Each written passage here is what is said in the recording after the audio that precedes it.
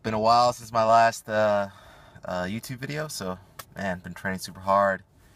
Just a shout out to Sergi, BJJ out in Savannah for having me last week. It was great. I was able to go out there for the whole week and train and teach all the classes and get to share my jiu-jitsu. And also shout out to Joshua Harper and Jeremy over at Hamby BJJ in Albany. A little last minute, but we were able to throw together a back attack and crucifix seminar. So that's like one of my favorite positions to work on and to utilize. So just to be able to share that with everyone was really great, and everyone was super supportive, and man, so much fun. So this week we're going to be talking about, or I'm going to be talking about guard development, and it's something that I think a lot of people are really good at in Brazilian Jiu-Jitsu. Of course, guard is what differentiates us from judo. But I've been noticing more and more people lately, especially people that reach out to me specifically, they've kind of been putting off that developing their guard until later in their jiu-jitsu careers, like at higher belts. So typically, by blue belt, you kind of want some type of workable guard. But if you kind of stave that off, say like maybe you were just a really good wrestler, or maybe just, hey, you just preferred being on top more than being on bottom, it's something that, after a while, it's going to be hard to come back and develop your guard. If you're like a brown belt and you like one day you're like, man, I need to guard. It's like, man, it's going to be really hard, because while you were just focusing on your top game or some other part of your game, other people, they were developing their guard game to a high level, and then they were transitioning to the other positions. So it's something that takes a lot of time and effort into developing. One of my best stories is like being a blue belt, and then I was really athletic and tough on top, and whatever, I can move really fast and really good. But man, as soon as I was on bottoms, like, I didn't really have a guard. Maybe I would work a little bit of closed guard, but usually I would like try to push them away and turn. This is back in the day when Tellus was super popular, and people were working turtle guard. But there is a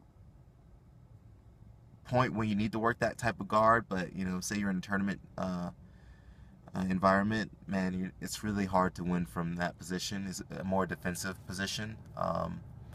So it's just hard to deal with, especially if the person you're going at someone, and maybe they're bigger than you and they can stop you from turtling, and man, you can't get into that position, so you're just getting crushed on bottom.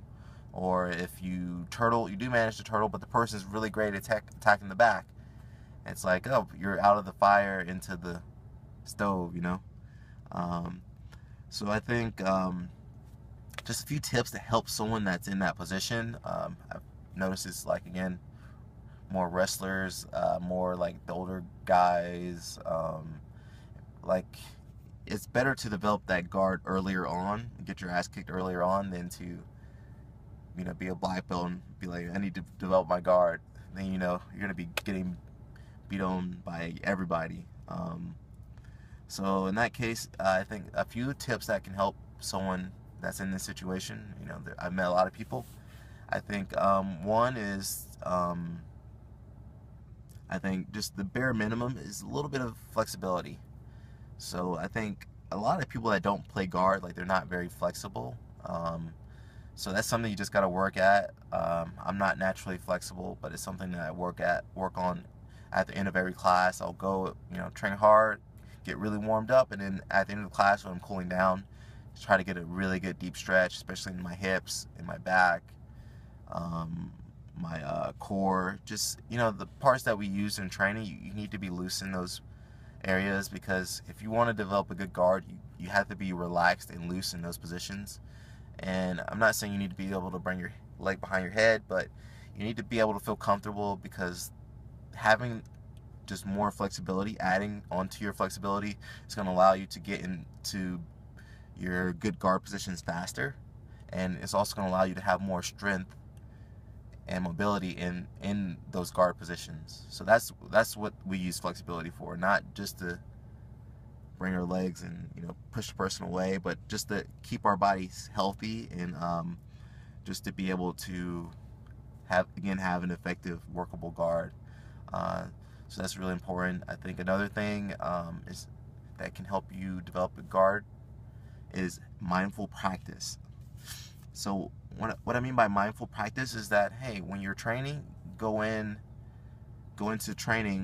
your practice thinking, hey, I'm gonna work my guard today, or for this week or this month. I'm you know, after we shake hands, I'm gonna sit on my butt and then I'm gonna work my guard, or I'm gonna work positional sparring, positional techniques just from guard today. Okay. Um, so by doing that, you kind of put yourself in that situation where you can't just go on top, you know, or, you know, maybe you have to sweep to go on top.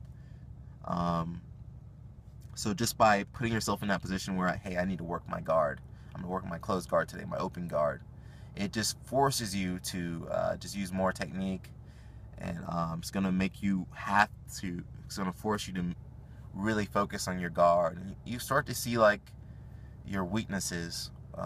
You know, oh man, they're able to push my legs super easily, you know, okay, well, something's happening there, or man, they keep utilizing the same pass on me, something's happening there. So that's going to kind of lead you in the right direction. um, so mindful practice. What else? I had another thing I was going to say.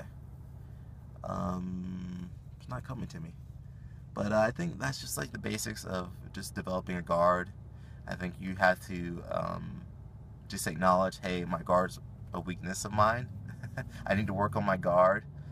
And then I think that's the first step, because a lot of people, they're afraid to work guard because it does take work and time and effort. And I mean, when you're on bottom and, you know, you're getting past, like it's not fun. It sucks, especially if you go against someone stronger or bigger who likes to pressure pass. It's gonna suck.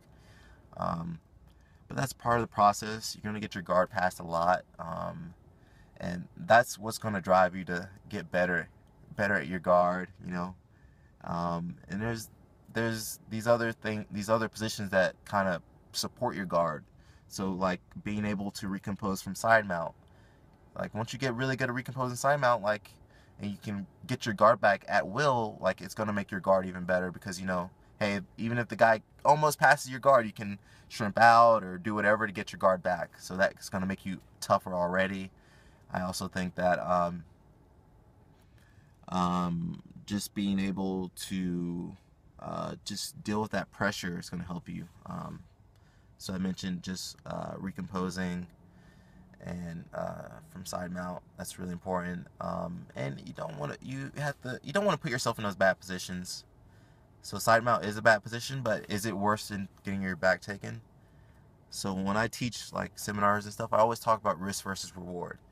Like, what's the risk of me turning my back and getting choked out versus the risk of me, all right, the guy passes my guard. Maybe it might be a better strategy to work your side mount and then be able to recompose, versus to do like that last ditch, hey, let me turn my back and, you know, put myself in a more dangerous position.